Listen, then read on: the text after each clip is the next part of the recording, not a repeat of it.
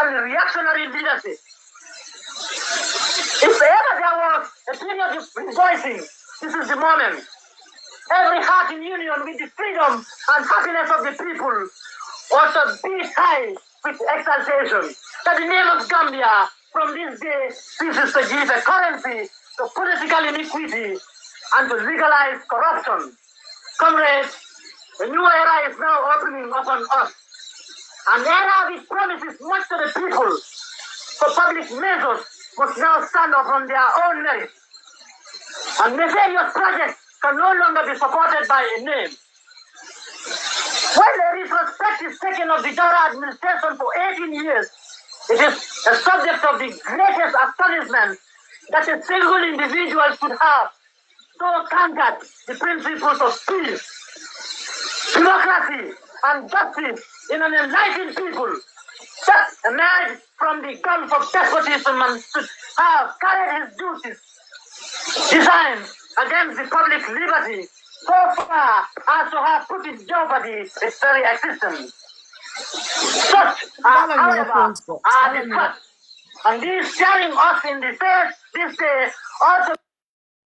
Hadi, thank you. Legi, dama bëgg a laajte context. So, lii fan lañ ko doon play si radio bi ak tamit moom naka la def ba egsi fii ba play lii coach soo ñu mënee jàppale foofu.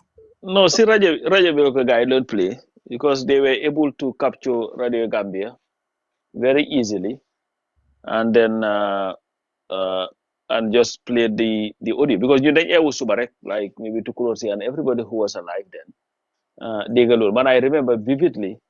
On my swap panyon, I spent my swap panyon spent si benn néeg suma yaay ñëw si suba ne ko Lamin xale yi de coup d'état nañ Jawara, and in fact that was the first time I had coup d'état. Like I was so of course maa gis Matar Sala ñu fi of course ñun ñëpp ñu daw utali si tali bi because ñun we were very close to tali bi and so a lot of the actions looting with the first looting bu moo happen and all that. Why yes, see Radio Gambia lañ ko naka read on, that's where everybody was listening to because time boobu noonu yaa ngi amoon Radio Gambia yaa ngi amoon Radio Seed, that's it. So it was Radio Gambia for the guideline communicate with everything, and then even when Jawara was communicating with Gambians, mom he did it through Radio Senegal.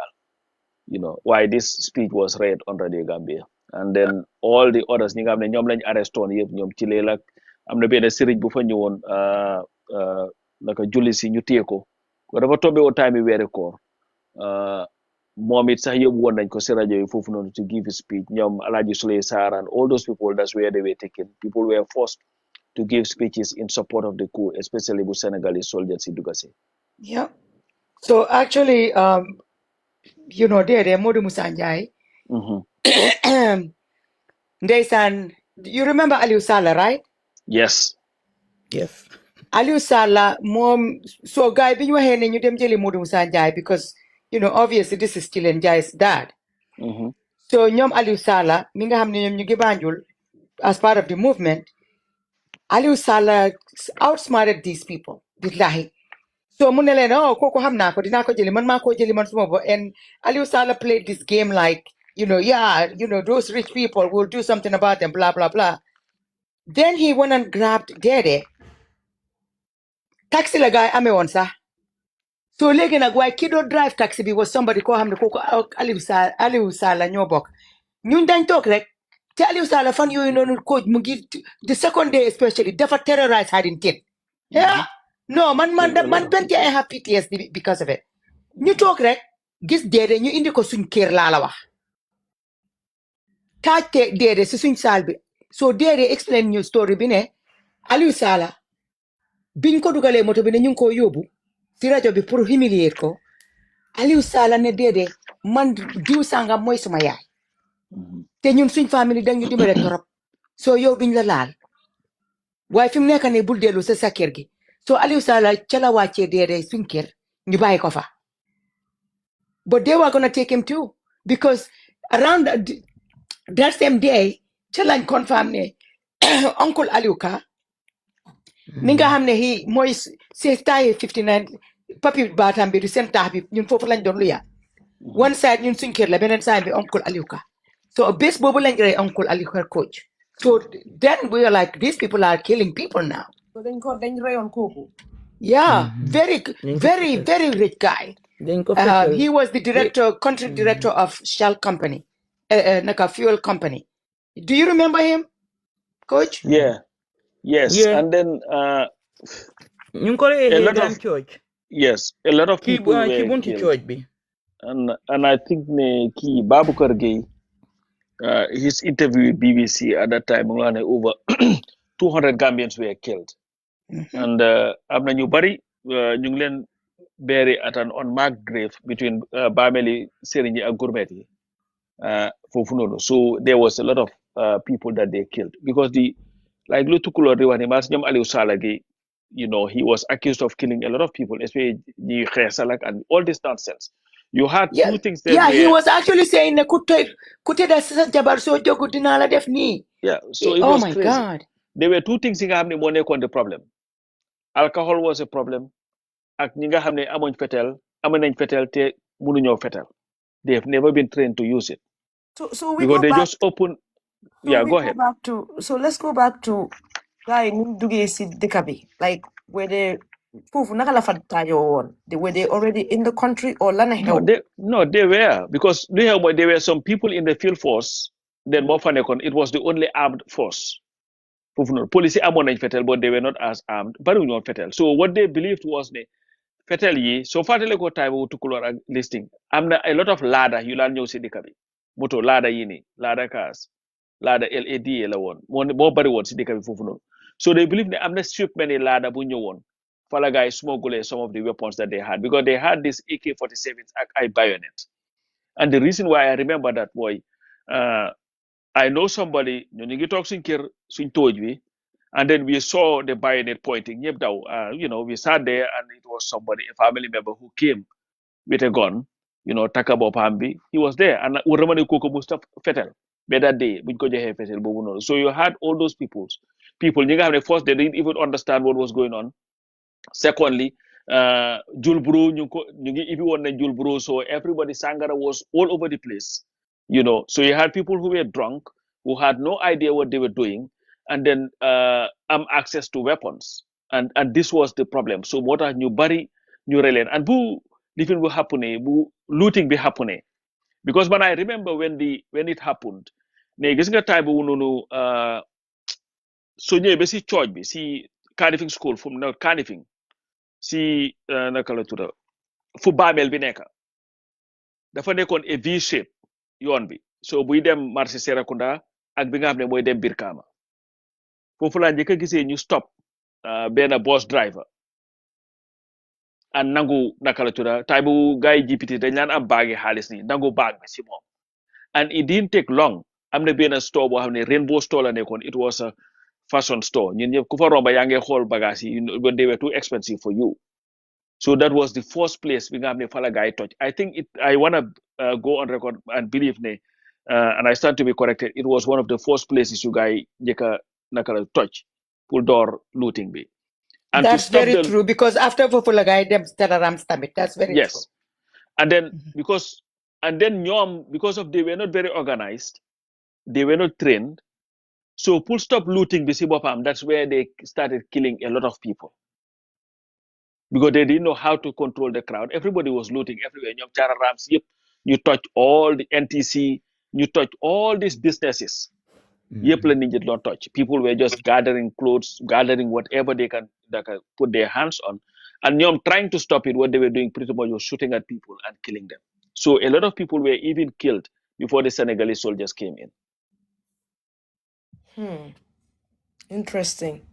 am na boy bu nekk si suuf ndeysaan mu ne papaam Uncle Matar mang la request pour nga exi dang ko accept rek nga ñu aha okay. he said he's Well, I'm glad that Matar is here. We probably have some way come man suñ koñ. Coach. maa ngi fàttaliku ndeysaan benn maire yaa mari buñ ko rey I still remember that am na benn maire yi Saraxule mu ngi nekkoon suñ boor foofu noonu si kaw tali bi because ñun fuñ dëkk ak Westfield is very close si kaw tali bi I remember kooku buñ ko rey and I remember am na keneen koo xam ne ndeysaan suñ koñ la dikkoon Wandifa Sanyang buñ ko rey and ñu ci rey yépp time bi affaire looting bi la. That's where they So just were shooting at people and killing them. they were killing both men and women. No, it didn't matter. You know, they were mostly drunk. They had no idea what they were doing. Yeah, Joka. So it was a Guess panic. what they were doing. It was more like an eye for an eye thing. So, like for example, what Aliou Salah was doing in Banjul, ñun suñ koñ Aliou Salah su rombee hadn't him because xamoon na suñ kër. That was before he brought Dede to our house. Saa yim rombee rek dafa ne ko wow, kër Omar si fii la, you know, kër kii ni Mr. Riley fii la. So he was saying people's names. Time boobu sax Kajatu was pregnant with Aiseba. So everybody thought Kajatu was going to deliver because they were terrorizing people. They, you know, it's amutne like yo, danga belong to the government. They were just calling out names or ñu gis la rek shoot people. There was nothing, like he said. Gis nga guy looting bi sangare ñu doon génne si stoy. Loolu la guy doon naan. That was what was dangerous about this whole thing. When you say loolu la ak day, you were referring to ñoom Kukoy ak seen team bi or the officials society government bi. No. Kukoy, team Kukoy. The problem with Kukoy's team is that when the uprising happened, correct me if I'm wrong, Coach, Kukoy and them facilitated it and said the thing is in action. It is active. But what happened is the people that joined did not get the memo. Kukoy intentionam ak ñoom liñ pare woon ak ñi nekkoon on the streets si biir di jël moto nit ñi, they were literally taking people's cars ak fetel yi si biir lifin yi, and then they were just terrorizing everybody. So that is where the commotion came from, and that's where the looting came from. ñoom Kukoy ñoom liñ def, they didn't plan about list fi mu nekk ni ñu ngi di def nañ coup d'état, don't allow this ñoom defuñ loolu. ñoom dañ ne coup d'état am na rek ñoom Aliou Salah ak Gengi ñi nga xam ne dañ ci sànni example Jawara to go ñoom ñi ekkati fetel, and they didn't even know what they were doing, right, Coach? No, they were trying to, because ñoom Pengu George to saw an opening and they were trying to outfox. So mu nekk coup d'état boo xam ne réglé gun sa ñoom seen biir seen boppa, they were trying to overthrow each other. Why Matara I think would be able to share a little more because more market la. So I know. So nan jeka contest and that one na fetel na teewul fetel jeka. Uncle, My brother too on fetel de. yenange fate yange wa Aliou Salah after daf doon dem after xeesal kat yi yenange fate loolu. Yep. Ak ñim ci Képp son. koo xam ne waaw danga xeesal Aliou Salah was coming after you ba pare su la ceesoon nga bañ ndax dina ñëw sa kër. So mun ngeen a continuer balaa ñëw. Waaye man dama foog ne the whole entire problem bu ñu starté biñ imee amori bi ndax du biñ imee amori bi ba jox everybody an arm. Waaw oncle Mata ake ñëwal maam li sa moo doon wax ñu may ko. waaw li ma mën a wax bu baax nag su ma liggéey kaay laa nekk moo tax dama sant ni sax di wax waaw waaye rente bi ñoo wax su gisee rente bi bari woon gis nga coup d'état bi ci guddi googu Sénégal see ñoo luka si Sénégal si audience si ak seen hélicoptère bi mu daanu si géej gi gannaaw booy waa fi GRTS boobu GRT waa fi GRT boobu la hélicoptère bi daanu 14 soldats la ci nekkoon 14 ñoom ñëpp dee waaye nag bi Sénégal si dugg si noonu nag ci la Gambien si jóg nag dem ci dëkk bi di jëli fetel foofu nag da nga yóbbu sa ID card di jox la fetel moo taxoon bi gars yi seetulee ñu bari daw génne dëkk bi ñu bari dañ taxoon génne dëkk bi Gambien si bari am na ñoo xam ne sax ay footballers lañu woon ñoom ñëpp dañ taxoon noonu lañ génne dëkk bi waaye nag ñu leen jox fetel ñooñu benn 5 minutes training la jox rek mais ni nga dugalee bulet si ni nga koo fayee ni nga def loolu rek bàyyi gars yi nañuy dem gars yi dugg ci biir dëkk bi di ko ju wax dëgg la ñooñu ñu doon reyaat la ñoom waaye nag tamit soo gisee ku koy mën a def coup d'état boobu noonu si field force bi dañu amoon seen problème si ñoom ñu neen foofu ba pare am na benn officier la fa nekkoon high ranking officer la woon dañ ko dàqoon dañ ko dismiss woon te kooku dafa commandé a lot of soldats foofu ñoom commandé la woon sax in fact ñu dàqoon ko waaye dafa commandé a lot of soldiers foofu noonu tout moom la ko koy jaar mun a facilité doo mun a infiltrer field force bi moo tax bi gars yi demee ci alley hours of the morning boobu dañ dem waaye amuñu woon fetel ñoom dañ jóge foofu dem kër kii kala balde benn paa mu nekk kii kala balde kooku moo amoon caabi amori bi kooku moom la njëkk a rey ci koy taabu moom la njëkk a rey moom kilam la ko gaa yi fekka laaj ko caabi amori bi mu bañ leen ko jox gaa yi fetal ko mu dee foofu si la gaa yi dem fële naka dem ci biir dépôt bi am caabi amori bi dem ci biir dépôt bi foofu la gaa yi amee fetal ñoom nee na foofu ñoomee fetal nag leen jóge si na saaroo ci biir dëkk bi dugal biir Banjul coach sëriñ bi ñoo wax ne mu leen téye woon sëriñ Abib si la woon sëriñ Abib si bu tiwaa woon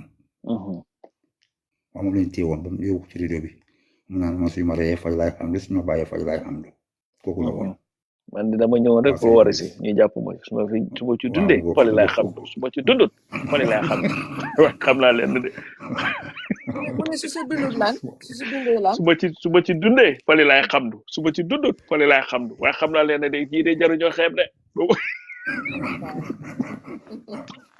te la neex a nettali wala waaw time boo affaire gi dafa métti woon na parce que gis ne mujjee gis so did that guy survive or they killed him? No, they didn't kill him. No. Okay. I know dead bodies, they were all over the place. Before much what the house, that house was a face on. Madam Muja is not Madam Kelos, only when we gas the for mass grave. Mass grave and the folk, because how many work a Christian, how many work a Muslim. More the folk mass grave.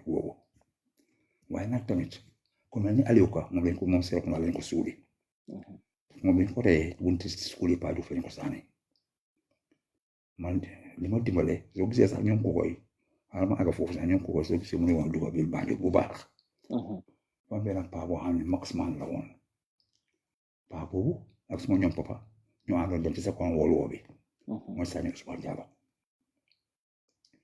moom dafa bàyyi woon ci armée bi mu nekk wajman Central Bank so guddi boobu nag bi kay defi ne moo dafa yàlla dem ci police station bi jël foofu fetal moom moo amee woon from Central Bank around education department area boobu yëpp moo ko amee woon moom kenn paa bi maximum la moom mu fetal Gambia moo la train kooku am ñoom inspecteur boobu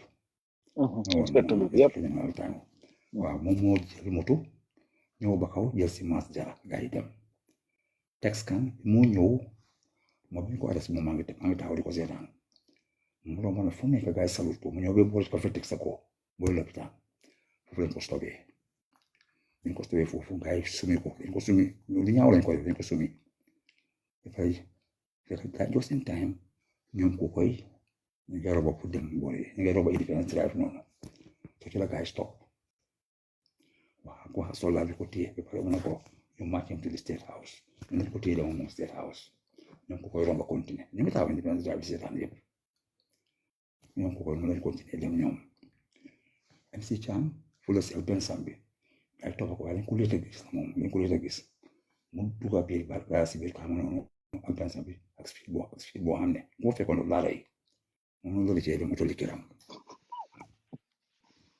it was a very crazy thing because ñu deewoon foofu lañ bari trop lañ deewoon ñu fi dee lañ bari they were just some of the prominent Gambian people ñoo fa dee waaye in the end man li ma ci naxale rek mooy ku koy defa start lii ba pare ba léegi métti bi Sénégal si ñu reyante bi door ku koy defa jël transmettre yooyu Gambie bi la jël dawam moom dem broadcast kay fa ne mooy Gambie fekk moom dem na nga Guinée Bissau waa léegi oncle ma laaj la Danso si tiimi Kukoy bi la nekkoon ndax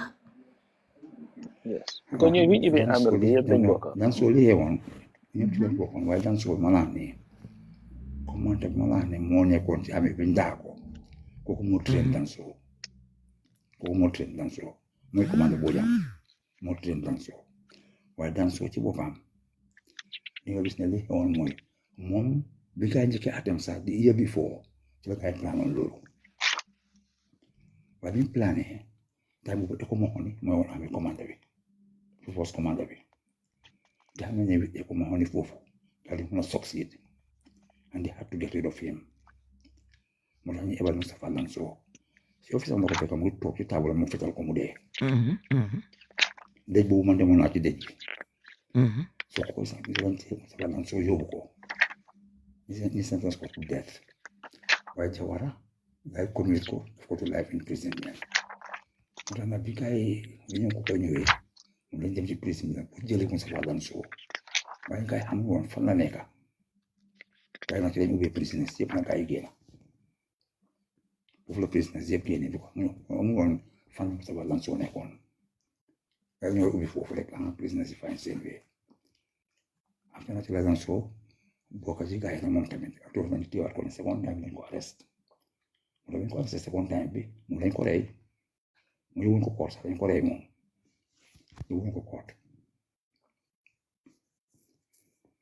kan Danso bi Hadi di laajte waaw Moustapha Danso la waaw Moustapha Danso moom yóbbuñ ko dañ ko rey am na ku binda affaire yi Tamba Jang mu ne moo sikki woon Central Bank bi is it the same person ki nga doon wax non du moom Central Bank bi Salim Ousmane Diallo moo contrôle foofu naka Salim Ousmane Diallo pa bi gaañu na sax moom second World War so he was a hero then because he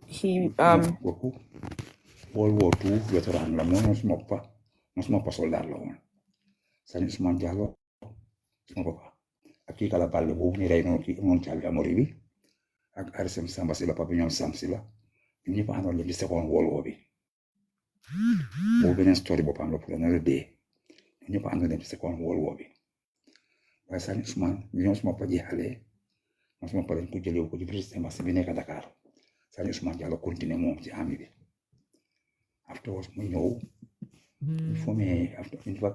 after mu retire nag mu nekk watchman fu nekk Central Bank naa watchman bi foofu moo tax bi affaire bi dooree dafa jàllal ci police station bi jël fa fetal ñoo man area boobu parce que man suñ ko amee bi waxee ne marché Banjul bi ubbi nañ ko ma jóg na maa ngi doon pour dem ci marché Banjul bi foofu noonu suñ ma ñëwee ba boori éducation ma fekk ba paa bi muy taw foofu mu ne ma sala paa bi xam na moom ñu ma ngénte mu ne ma man ci dépôt bi laa juddoo mu ne ma sala ma ne ko naa mu ne ma fooy dem ma ko ne marché bi dafa ubbi maa ngi ci marché mu ne ma marché bi ubbi maa ngi ñibbi maa toog si kër gi gannaaw mu ñëwee na ba ci boori seen biir school foofu noonu ci laa seen boori Aliou Kabi ko ci la bunti seen bunti pa school yi pa Diouf moom tam demee foofu waaye ñu ko foofu ñoom ñaar lañ ko dee Aliou Kala woon ak keneen waaye nag fada yi waaye ñoo si jël gi oo ci guddi gi lañu fa sànni fada yi ñoo ñëw foofu wàcc seen blanquet jugul yooyu ñu jël muur gaa yi fada yi leen muur ak seen mbaja yi guddi yooyu noonu su ma ko muur yi ma gis Aliou Ka fekk doomam bi Babacar Ka ñoo daan ànd laa demee kenn si ma Babs ma ne ko sax paa ngi foofu ñu ko rey Babs ñëw fekk ko foofu mu génnee montaram bi lamam bi ak ceen yi mu soloon mu génnee ko after nag ci la buroon ak Omar fii Aliou Ka buroon am Pa Omar Ka su nekkoon ci fii bi moom ingénieur la woon mu ngi bañoo Amérique sax Pa Omar Ka nag moo ñëw jël si ñoom ñoo jël si Aliou Ka yóbbu ko seel ko fa lañ suuli ko foofu moom seel ko lañ ko suuli ko ñu mass grave bi seel ko fa lañ ko suul parce que man I was all over the place man doon toog ak bëccëg bi man nekk la nekk am na ku bina tamit oncle am na ku bina jégal ñu ngi read comments nit yi balaa ñu ko fàtte el mu ngi laajte mu ne British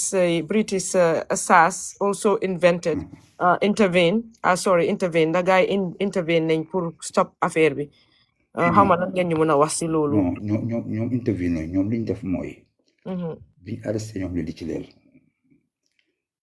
leer bi leen téye ñoom ci naka fa la nekkoon MRC ñoom ñoo def ci dépôt bi waaye British soldiers yooyu ñu woon Gambia oto yi ñoo dem ñoo génne ñoo doon pour rescue li di ci leer ñoo ko génne ñoo ko jëli ñoo doon jëli post family bi ñoo leen jëli foofu waaye ci xeex bi ñoom bokkuñ ci waaye ñoom ñoo seet ñoom li di ci leer génne leen foofu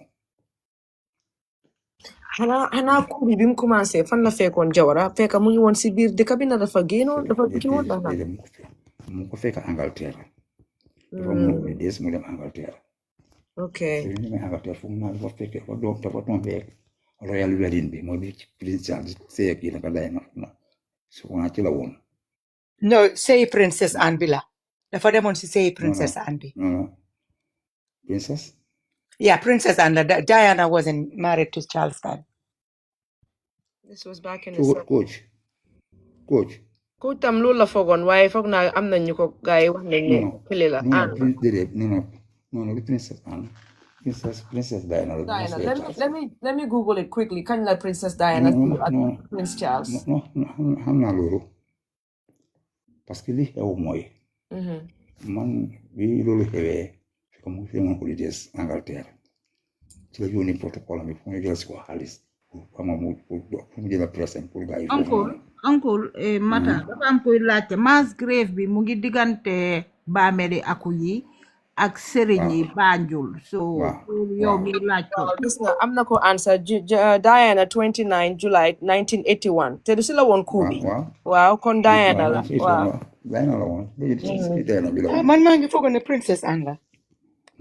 Why El yaa ngi wax ne no it was Anne léegi let's just Google kañ la Diana say ak Charles it's very simple suñ ko Google rek dinañ am na bi xaaral ma Google ko I'm quite sure I'm quite sure Princess Diana la woon moo see Charles.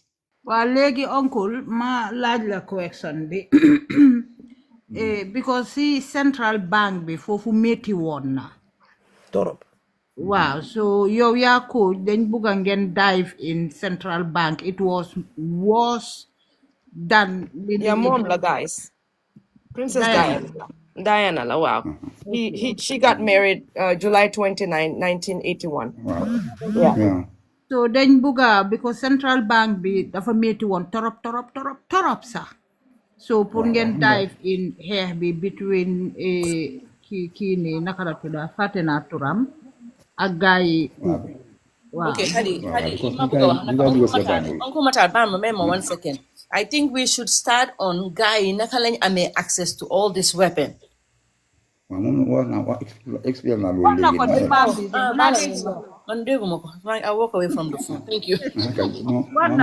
door na yebbe ki ñu rey ak naka lañ ko amee caabi be my bad I walk away from the phone okay no it's okay waaw léegi mun ngaa dem ci Central Bank bi waaw opposite cost waaw bi gars yi dugg si gars yi fii naka tuwaati gars yi ñoom ko koy bi ñëwee si Banjul foofu noonu foofu la xeex bi nekkoon so bi ñoo xeex nag waaye fekk tamit saa boobu inspecteur Mbuub mu ngi jël ñoom Mass Jara ak ñoom Sadio Ousmane Diallo Pape Malane ak fiw police yi nekkoon foofu noonu ak police yi nekkoon na ay duty that night ñoo maanaam police station boobu noonu waaye nag afterwards dañu am reinforcement bu ñëw bo Sénégal si seen poste hélicoptère bi ñëw pour reinforce police yi moom mu ngi wàccee ci tati naka waa fi jaar di foofu la daanu dafa daanu ci biir géej gi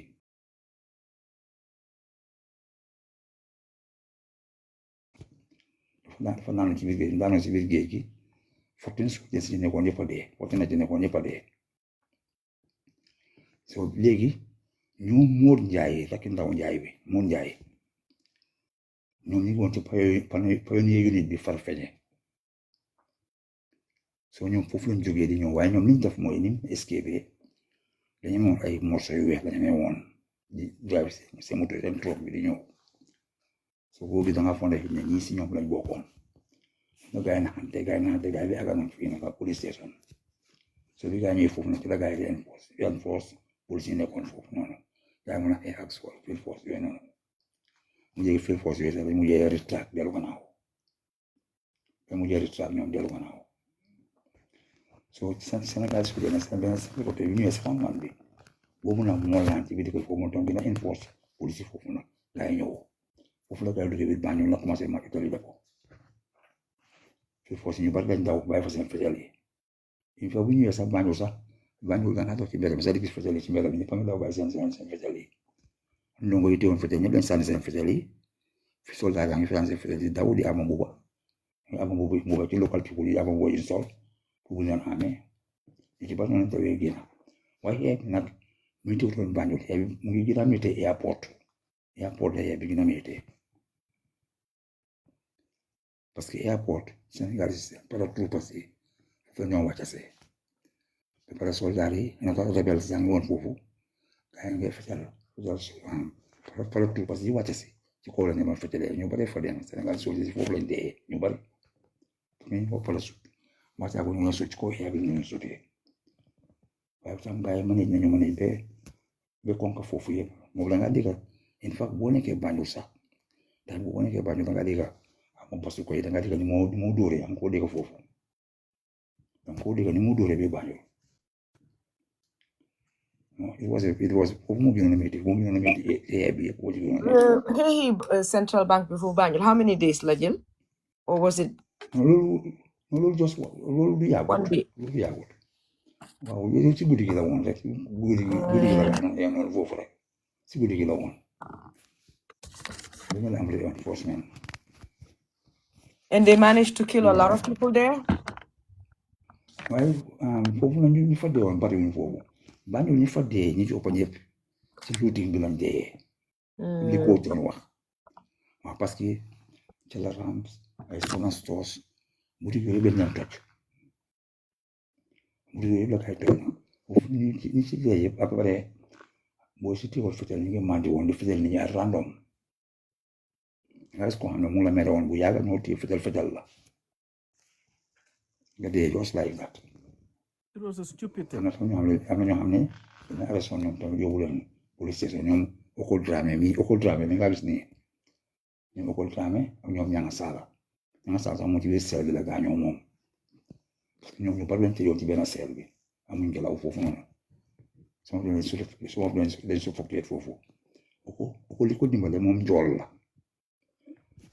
papa boobu nekk ci bunta bi noonu foofu la nokkee foofu la amee air moom ba ñëpp ñoom ñanga saala ñëpp foofu lañ dee ci biir seel bi parce que police ne jëtee leen ko ba pare fàtte leen fa parce que police tal ñu woon ñooñu fu nekk nii ñu leen tëj fay leen fa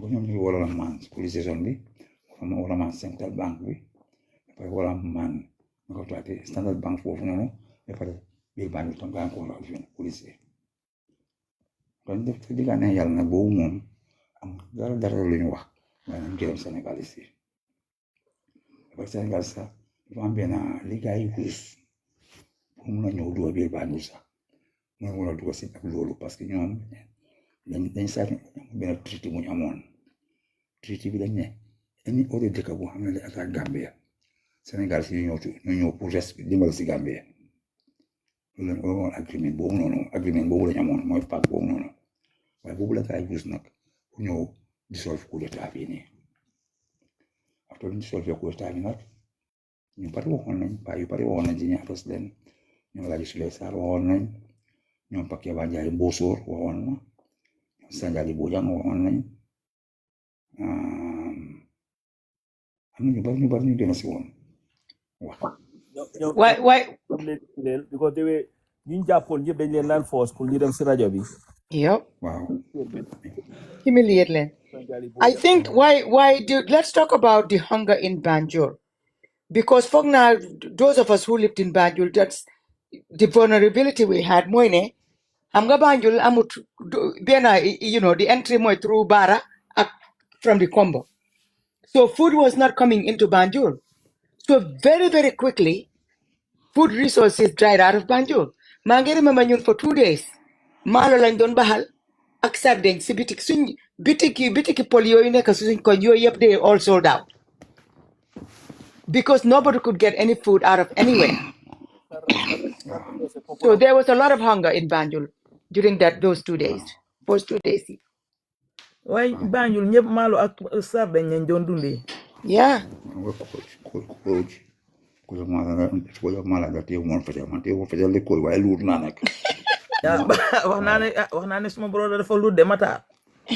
sa sista la de gis naa la ba ngaa luut fili tasee nañ ko Sonal store. waaw fu jël na fa Kevin Jiko bi laay doon ni jël na fa ñaari gis ma brother man luut naa de du ma fen jël na fa maalo ak sardine Why time boobu noonu obviously there was no social media, you only had the radio. I don't know amoon ngeen télé time boobu amu lañu woon télé de ndax Because Radio Gambia rek lañ amoon. Télé ak bi radio siis waaw ak Radio Sud.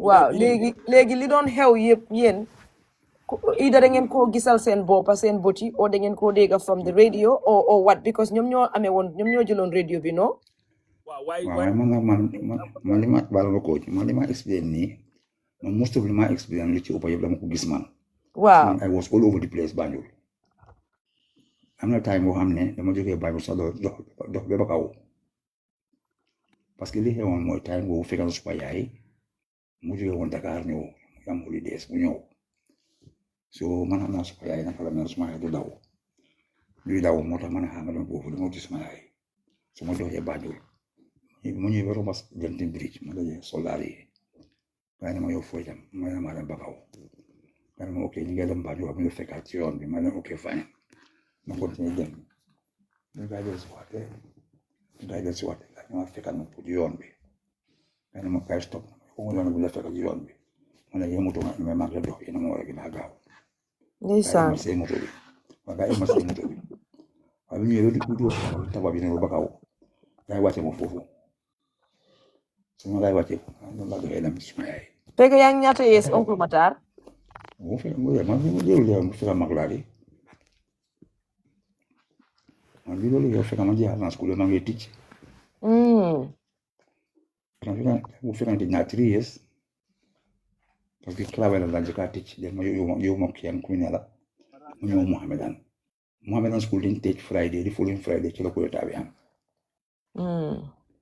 waaye bu ma fekk ma ngi ticc waaw léegi rest of the news comme ñi nga xam ne gisu ko coach yéen naka ngeen ko fan ngeen xamee lii xew yëpp xam nga ñu ngi dëkkoon naka la tudda very close to the action because you think about the Westfield so there was always movement from another but again like you had to listen to Radio Gambia Radio Senegal because Radio Senegal also became very important because Jawara wala doon communicate ak BBC they were always reporting something on whether it was an interview with Jawara or with Babukar Gueye all this thing so Babukar Gueye moo nekkoon seen reporter at the time so kan moo nekkoon Babukar Gueye sooy dégguñ la bu baax Babukar Gueye moo woon suma boss man ma Ibrahima Silla moom moo nekkoon te BBC reporter moom moomoon Citizen newspaper after loolu la ibi newspaper moom and he was also because after bu coup bi happening dañ am confederation we will come to there was something called the Senegambia Sun and it was editors dafa nekkoon Babukar Gueye Pape Sène Deda Haidara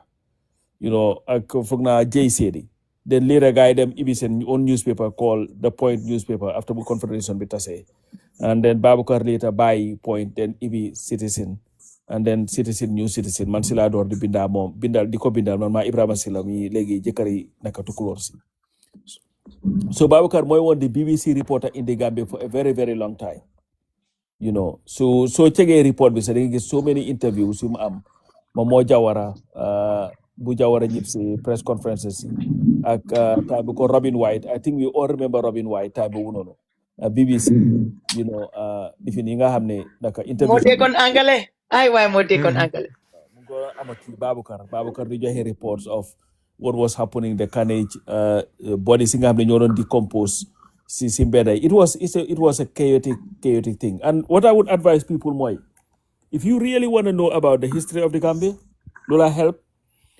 look for Jawara's book Kairaba very good read and there is a book by Asan Jallow Journey for Justice there is another book it's very expensive though Historical Dictionary of the Gambia written by Arnold Hughes it has a catalogue of most of what had happened in the Gambia starting from maybe pre-colonial Gambia to very close to time bu nekk nii so these are books yoo xam ne nii I think they will really help people a great deal because they are very very very well written Kairaba is a very interesting read I think Asan Jallo's book is also very very good in cataloging the history of what had happened under during the First Republic. very interesting ku am loo bëgga lii foofu noonu balaa ñoo continuer waxtaan bi coach ak kii oncle Matar ak seen site lii anti Lebu ak anti Tukulóor ñoo nekk seen site commentators yi ñoom ñooy wax affaire yi luutin yeeg sardine yeeg maalo yi. Very interesting times. su ma la waxee ne da day coup bi man dem naa marché doo ko gëm because man suma maama ma yar man 7 o'clock daf ma dee fekka dem génn naa kër ma ànda suma friend bi ndeysaan di liti yaama koli ñoo bokkoon koñ deena dem nañ ba marché bi ñoo ñëw nag si lañ gis nit ñi di dawoo ñu try nag xam nga soo dëkkee baa ñu foog nga xam shortcut yi fi nga xam ne moto yu mag yi duñ faa romba xam nga ngay dugga si scot yu xam nga place yu ndaw yi nga xam ne moto amu fa access xam nga di dugga fii ay naka Grand Street fule naka Oxford laaxa New Street nii nañ daay fee di daay fa fi maa nga fekk suma maama nga taxaw sa mbedd ba ne ey man doomi jàmbur ji understand nga ba ma taxi ak suma dugga rek mu ne wuy yaa booy because moo ma yar ey yow man du ma doon wax sa papa sa yaay dénkaane dafa diis ma door di jooy waaye wu dee ka jooy bi ma jooy bi na 10 minutes ndeewoo ba pare ne ko yaa booy maa ngay ñëw bur génne de ma ne ko maa ngay rek ma dem pigi suma ndeysaan suma late friend bi yaa ma koli moom itam mu ne maama maa ngay dem kër ñoom bépp man itam ma ne nii ñu dem looting waaye bi looting boobu wóor ma na ma óor yàlla daf ma wex xam nga dem looting daf ma wex dama jooye naka laa ñibbi afdaay be Thompson sajata woon ci saasi mun nañ maa rëy di mun nañ maa rëy because fi ma jógee sajata woon be afdaay dafa risky dafa sori anti naka laay rombee ka xamul fuy sajata woon wax ko Soldier Town soo ko ne sajata woon naka laay rombee Liimaan Hegan I must have to pass those places away naka fii Anglesey Losu Waaf xam nga place yooyu yëpp foog nga testi moto so first days yi comme koñ yooyu noonu dafa amoon police Gambia ñu ngi doon garder or it was just looters ak gaay ñoom kii kukay boy si dem daaji sonal so cararams xamuñ naan di jël spirit yi ñoom spirit nañ doon naan kenn naanut beer kenn naanut stout ay vodka nañ doon naan straight up ay gin waaw da ngaa gis ne ñoo téye ni butéel bi téye seen fetel Yes. danga leen a gis ni ñu ngi téye jël baan bu ree takk ko sa seen jëbi Yep. téye ni spirit di dry gin bi di ko naan téye rom bi di ko naan vodka bi you name And it some of them had never drank either.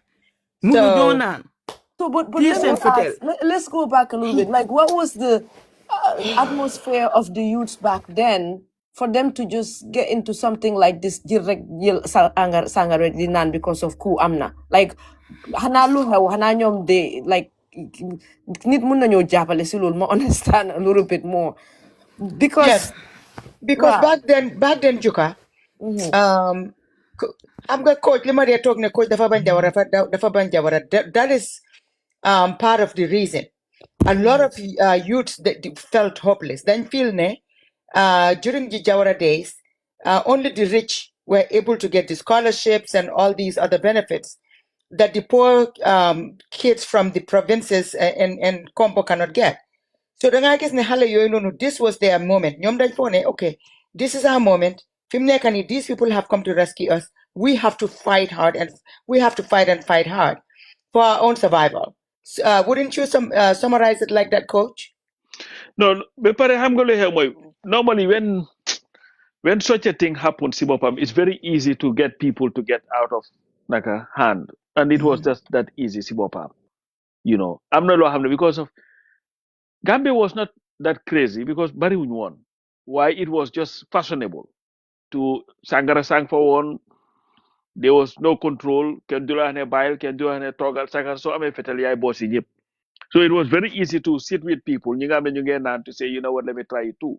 So it was just the crazy thing. And of course, New Land down because I'm not ladder dealership before they took all their cars. Mom like I learned driving. Mom like I believe one maybe fatally. Most of them came through that too because there was this rumor. But a very it was Kobe.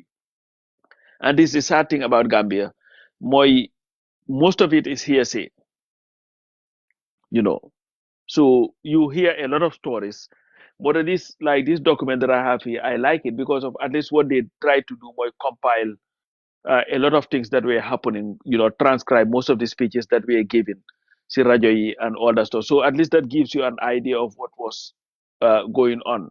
But I think it is important for the country to have maybe a clearer naka la tudda, understanding of what happened, what transpired. Even though Kukai, when he started during the struggle, am na ñu mu daan waxal di leen jéem a explainal what the coup was about. Waaye kenn amutoon joti loolu time boobu noonu. We were worried about naka la ñoo génne Yaya Jammeh foofu noonu. Why the historical record, better, I don't think that we have it to the T, where I'm gonna, you know what, ugly, nila hapune. A lot of it is like hearsay and all that. I think the closest that we came to was Che Yasin finally acknowledging that he had a role to play. Si Kubi, after when Jawara was overthrown. Because of course, be Jawara. Because ñoom after Jawara daf leen pardon. You know, ñoom amul Aliou Saleh toogoon na fi ne dafa la fañ. Ñu pardon ko within months Aliou Saleh di doxi soxlaam di waxu biir Banjul yëpp. You know. So we saw all that. Why the thing is, what has always been lacking more the historical record of what happened during that period leading to the coup. Why not after the coup, I think the darkest days in terms of Jawara's human rights happened immediately after the coup. nañ duga foofu unless am na loo lañ bugg a yokka si coup bi am na loo lañ bugg a yokka Uncle Matar ak tukulóor ak kii Hadi danga am question more into the coup before ñu dem after quite interesting No, mun nañoo dem so si gàttal ñaata nit ngeen foog ne ñoo dee si coup boobu noonu At least 200 need there one night, at least, give and take. wow that's a lot for that time Yeah. number of people in amount si population bi And a lot of people were buried unidentified because on my grave, the Nakalatura, that grave ñu am digante lop lifin Nakalatura. Because the bodies were decomposing, so they had to bury these people. So there is nothing that shows maybe they identify these because in Gambia, Nini, it's not like they used to work with their IDs and all that stuff. So a lot of people, I believe, were buried. Ninga hamneni possibly Nakalatura were not identified. And then after the coup, of course, now the investigation part started. They had to investigate. So kanya Jawara Delsi actually? I think Hamnani Jawara went back to office around the 4th of August. Okay, so after... So within days, because it did not take long, because Senegalese, I think the night of the 31st, Sila Gaidor Renew. So, and I think Lu prolong on affair, he was Kukai and running around screaming all over the Ninji you know. I think at some point there was a recording and people thought it was real. Yep. So this were all happening. After Lulu, when the Senegalese came, there were two things that they had to do. In fact, three things. Boy, first, we started getting donations from all over the place. You know, in fact, I have the book, I have a list of people, you know, the amount of money that they were donating for a lot of time because of the amount of money was so little. But then they also had to recover all the looted properties. So da gis ne soldari Sénégal dañ lan dugg ci kër nit ñi you know nit ñi dañoo gas you know seen kër yi pour denca luñ luutoon so da duñ ko mën a recover o nga jël sa ceiling bi def ko ci kaw so they were recovering all these things that were happening yes and then of course now the arrest and prosecution of people whom they believe were part of the coup because da gis ne even the 1982 elections Sirif Diba participated in the elections behind bars he was in mile 2 because they thought he was part of the candidate. coup. Yes, they felt that he was part of the coup. And people like Nyam Halifa Saleh, Nyam Sam, and Nyam Amisila Yep were arrested.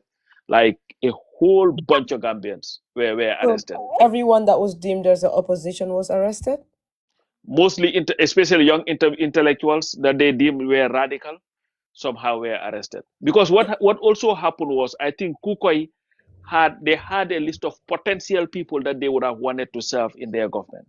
Yes. So comme man mu toog rek am suma bébét ne man de suma jëlee nguur moom juka mooy nekk suma chief of staff or tukulo mooy nekk suma minister of gender affairs and other stuff. I've not had any contacts with them waxuma leen dama bëgg loolu noonu. So if they find that list and that's what they did comme let's say ñoom because ñoom Sam ak ñoom Halifa they had an underground movement Voice of the Future.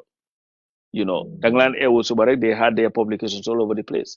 So when they arrested Sam, they found Cassette Halifa yum lan record because Halifa daf lan am programme bu time Radio Gambia naka magi elek.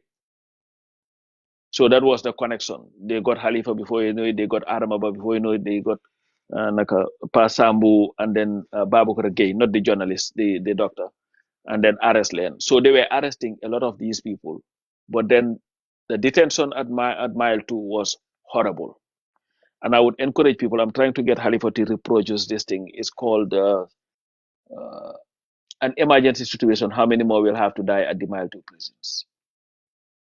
And it catalog the tortures you have the mom guide them through where Senegalese same gendarmerie would put kerosene satati and have longer duties in Najbi and having people you who he harm and bamla. They were crazy things that they did to people. Fufunono. A lot of people, it was horrible. That was also documented, Coach, But before you continue foofu ñu nga jégal ma ñu ngi dellu gannaaw a little bit because dafa am loo wax moo isi loolu moo isi suma question bi liñ ko connect ak ñi nga xam ne they are the intellect back then, right? mhm. And you can see his speech. Obviously, he was all over the place, right? For waxtu buñ tollu ni ku koy déglu di nga ne ok kii lu moo wax ni bari na te complete fen, right? Dafa laal fii laal fële la but loolu moo tax ma bugg a laajte so ku koy lim doon read noonu nga ne nit a ko bindal but moom tamit am na lum gëmoon loo xam ne xëy na jàng na ko si biti connect ko course. ak li doon revolution yu doon xew si àdduna bi nga gis jamono ñoom I think Martin Luther King am na ba pare time boobu the 60s, right? And all these other things lan nga ñu mun a wax foofu noonu. So because so dégloo speech bi ba moo jeex mu ngi reference the struggle, the liberation struggle in Palestine, in naka la tudda ñoom Mozambique ak ñoom naka la tudda South Africa. Because let's also understand this period. Because xam nga Gambia, Africa went through a very interesting period after colonialism. You had other forces yi nga xam ne nii felt ne ñi nga xam ne ñoom lañ ñooñu lead to independence. They are pretty much being controlled by the West. So you had this anti-West attitude of some people in Africa. So, but the thing is, so deglo kukoy num not read you would tell me he did not write the speech. Right. Speech be like I said, Yasin Seka after, and I key because I'm on interview Nana Gray Johnson. I remember that. Because when Nana published the Roman, I sat with Nana Watan and some other people, and Muge tout that what Yasin acknowledged the more the speech and was ready for the gallows and all that stuff, But so Yasin is believed to have written the speech or at least helped in drafting the speech. Binga hamne momla kukoy read. And ñom Yasin yep were ñu bari they were sentenced to life. But what Jawara did later was he pretty much pardoned everybody. Ñom Halifa, they won their case with them at trial. While a lot of the other people, ñi nga xam ne survive one and were at mile 2, ñom Yasin ñu yep, he just decided to just pardon them. I think St. Pardon came, if I remember, I think around Silver Jubilee. I think around the 1990, if I remember very well. I have to check again. Sila pardoned almost everybody who was part of the coup. That was many years after. Yes. So ñoom ñëpp si lañ leen bàyyi woon and then Was lawyer Dabo part of ñi nga xam ne dañ ñoo leen represent or something? Oh, and this is where I'm going lawyer Dabo. And this is why some because lawyer Dabo was a prominent lawyer. A lot of people were running away from these cases. But lawyer Dabo was very prominent defending Sirif Diba. Molon defend Sirif Diba as his lawyer at that time. And that was his in fact was a mayor, well, not a mayor, but a politician, an opponent. Oh no, he was the main opposition leader. Okay, so not necessarily anything to do with the coup. No, well, he was arrested. They accused him of being, part of the coup. Okay. So what Kilene kon lawyer, I'm not going to Usenu, until he was freed, from that. And like I said, the 1982 coup, elections, Momugine kon in jail. while he was on the ballot. In fact, there was a press conference where Babukar Gay was asking Kini Jawara about that, if I can find it again, about Kini, Lawyer Dabo, not Lawyer Dabo, Sirif Diba, whether Sirif Diba would be released, Mukone, well, as far as I know, they were still interrogating him, Mugineka in detention. So hopefully they will release him before the elections. Why that did not happen? No, because elections is in jail with I'll have to look for that. Interesting. So Uncle Usenu, Lawyer Dabo Moko representative for. Yeah, he was his lawyer. And how long did that go for? I think because of I don't remember how long after the elections, but I think a little bit after that he would have been released. Okay. Interesting. Wow. Interesting times, huh? Yes. Those were interesting. Momone on the largest opposition party at the time. Yes. Didn't tell see what see Finganekon before. Why I'm just few questions. Momone on the largest opposition party, and how many other opposition parties were there? Yohamne they were relevant. New sample one against Jawara. Now Hamga because Yangi about UP United Party, but United Party later Yangi about all these parties in the Gambia. Why after independence, a lot of them join PPP. Gambia Muslim Congress and all these parties join PPP. Now Yangi Amon UP as pretty much the main opposition party. And then Sirif Sisi decided to form a party. While later he decided to stop that and then join Mom Deluwat PPP. Okay? Then he Sirif Diba boom gene PPP boom resign because of the Butul scandal. Wow. Mom la nekk. Wow. Boom key Sirif Diba after boom resign as vice president because of the Butul scandal. 75 will form his party, the National Convention Party. Cheya Sinseka also formed his party, the National Liberation Party, NLP. So those were the parties. How many is that? One, two. How many so is that? About 3, 4. And then the guy is after UP, they now form a coalition like NCP. So UP after the Faneka party in name rek. While they just were attached to the NCP, nyom Jibu Janya said the son because of time no Per Njai Merra beta hawatu. So Limone on the thing. But then the interesting part about it though, like I told you guys the other day, and Jawara was saying this when the coup happened, this was a time in most African countries were one party state. And there was in fact thinking maybe that's what he would resort to, one party state. Because he could have used the coup as a guise and saying, you know what, pull like a consolidate, we are not going to allow any parties banding them. Well, what he did was, no, now I'm going to expand the democratic space more. For the first time, we are going to have direct presidential elections in the country. Because even 1982 elections, they were trying to get him pull new Pusko, but he refused. He wanted it because of 77 among elections. 82 was supposed to be the next elections. And he could have easily, due to the coup d'etat, state of emergency, so elections should have. But they decided to have the elections. But in addition to that, he decided also, we are going to have direct presidential elections from Nekani. But like I say, Kukwait Samba Sanyang Kuyambi, Monyo Indil Tay, we are still living. Wabala nyo dem fofu. Well, go ahead. Lan moy butut scandal bi. Sorry. Ablay balon ñu rek ngir yalla so egi rek. No, I just wanna clarify one thing about Tambajang, because Tambajang was one of the most fearful man, Gona during 1981. That's why they captured his mother, and the mother was forced to talk on the radio. He's the one who protected the central bank. That was correct. He was very I want the prominent man to mom. know. See, fine. Yeah, he was one of the most fearful Gona, a loyalist force for Jawara. Fearless, you mean? He protected